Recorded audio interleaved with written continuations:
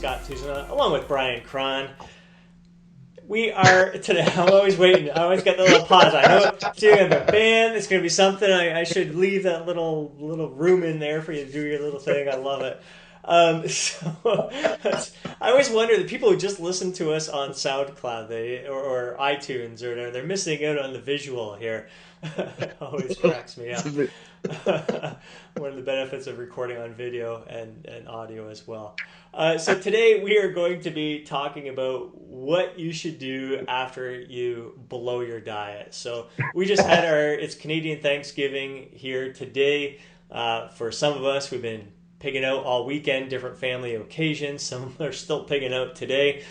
Speaking to give you guys, our American friends, a little bit of a heads up when they don't have their Thanksgiving till later on in November. You can kind of learn from our experiences, what we're going through, and just kind of use this, not just during any kind of holiday or anything, but anytime you happen to go off track with your diet and just have a day of overeating, what you should do next. Bryan, what are some of the things that you do?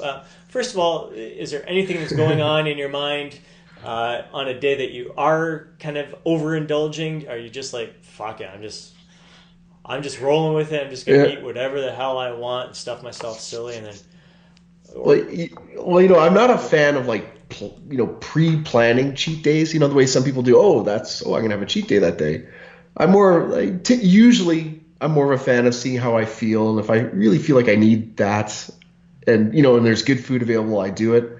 But holidays are different, man. I like Christmas dinner, Thanksgiving, or some people do Easter, and I like those people. I plan for those. I look forward to those days, and I eat to my heart's content, then a little bit more, and I have no guilt because I think food is meant to be enjoyed, and special occasions, like this whole trend nowadays that, you shouldn't celebrate with food. I mean, that's just such bullshit. I mean, people have celebrated with food since there were people. I mean, that's what humans do, So I mean, doesn't mean you should celebrate everything. I tied my shoes, let's celebrate. But it's you have a special occasion, whether it's a birthday or something. You have a big meal.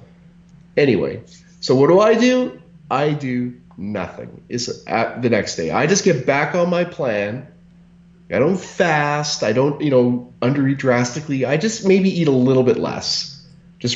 Which basically I just eat really strictly for a few days. Mm-hmm. Drink lots of water. Just really follow my plan to the letter, like a full-on bro.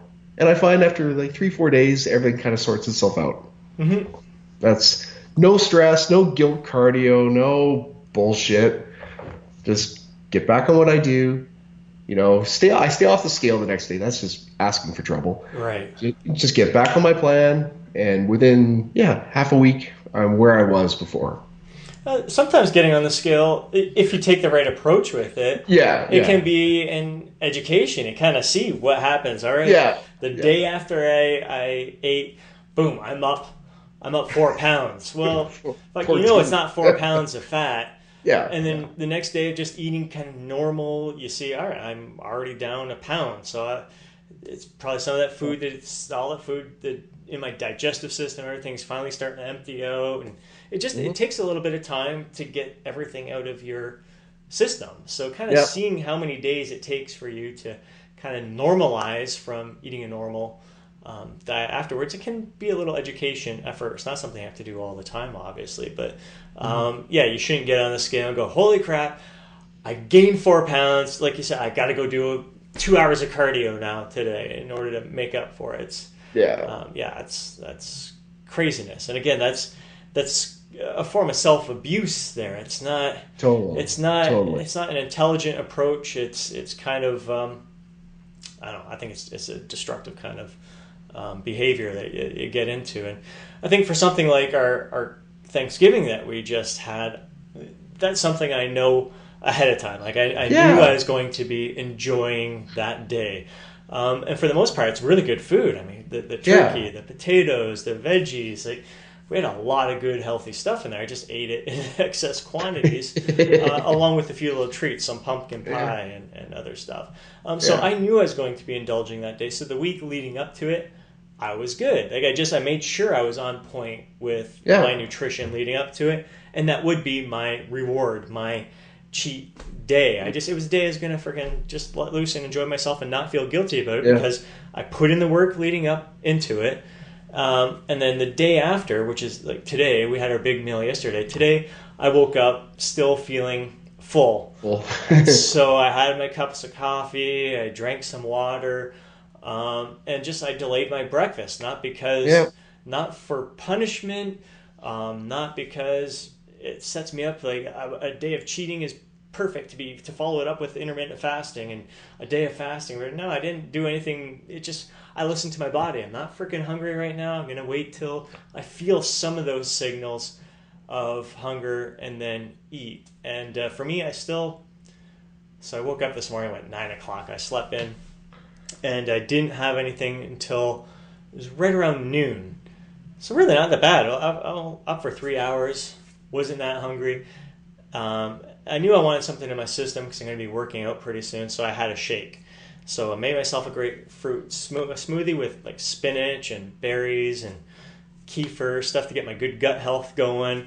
And so it's still kind of light in my stomach, but provide me with some good nutrients to energize me and get me through the day. But I know today, overall, I'm going to be eating lighter just because I just don't quite have the appetite because I ate so much yesterday. So it all just kind of works out, and I treat it as a day of just listening to my body. I'll eat when I feel hungry. If I was hungry first thing in the morning, I'd eat. I'd follow a normal day of eating, but I'm just not hungry even up to this point right now in the afternoon. So probably going to be a light day of eating naturally. Yeah, like everything you just said, everything you were doing there, like that's such a natural, intuitive, non-stressful way to approach this. And that's, I think, what people need to like kind of embrace and understand. It's as soon as you apply these rigid kind of rules that people basically make up on a napkin. Oh, you should fast for this amount of days after a big cheat meal and have a cheat meal this amount of days, blah, blah, blah. You know what I mean? Mm-hmm. As soon as they try to apply these hard and fast rules, like you're creating so much stress potential because people won't necessarily follow it because they don't feel like eating or they don't feel like doing this, and I don't know, it just sets up a losing game in my opinion. And if you just listen to your body and you just go through the ebb and flow of what it's like to have a big holiday dinner, and things will just sort themselves out and just remove the stress from everything, and it's such a much more enjoyable process that way. Yeah. Start just erase the negativity from it, or erase the guilt. It's a moment in time, and when you're very process oriented and really looking at things in the big picture, it's one day out of the many days of our lifetime as a recreational bodybuilder here. It's just a small blip on the radar, but I detach any kind of negative feelings. If anything, I try to make it. You want to be a positive experience. I really enjoyed eating with my family there, and today. Like, even though I've delayed my breakfast, like listening to my body, I'm not really hungry. I've got a workout coming up in 10 minutes, and I'm excited to put that extra food to good use in this leg workout that I'm hitting today. So I kind of try to look at it as a positive. Those extra calories, I'm going to freaking give this workout everything I've got right now. I'm not going to be doing any cardio other than walking my dog. And I do find it kind of naturally after a big meal, you're going to do one of two things. You're going to freaking lie down on the couch, undo your belt buckle, and let your stomach just expand. But I find the best thing is for me to get out for a walk with my dog, because it gets me moving. And again, I'll probably do it with a family member. I go out walking and kind of sharing our memories from the day and different stuff that went on, and it just kind of makes it into, I'm not walking because I'm guilting myself into. I'm doing it just to make it a positive experience and get the food digesting in my system, get things rolling here. Yeah, exactly. I mean, I can't emphasize that enough. It's just when you remove the stress from this whole process, it becomes so much more enjoyable. And how do you remove the stress? You remove all these like unnecessary expectations and boundaries and stuff that just kind of sets you up to fail. Mm-hmm. Granted, if you're 6 weeks out from a bodybuilding show, different story. Right. But you're not. So why? Yeah.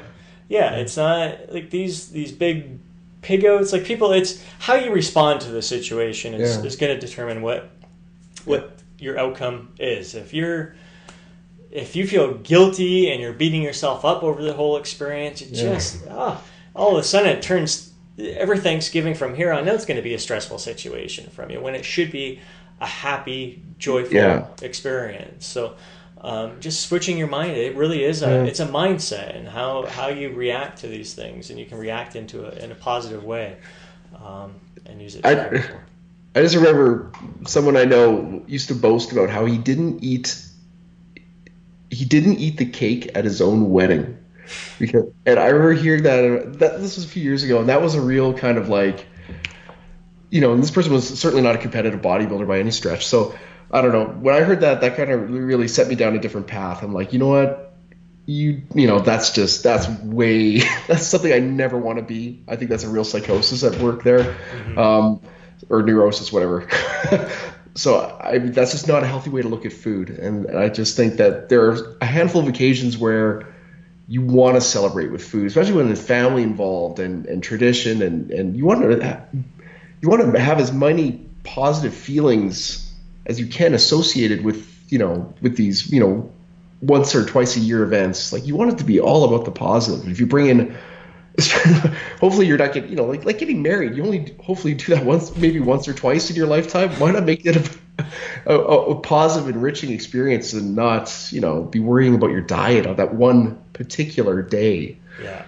So I think holidays are meant to be enjoyed, and you don't have to punish yourself after and do all sorts of nonsense. Just live, enjoy, be happy. Yeah, get right back to routine and realize that one little day is not going to.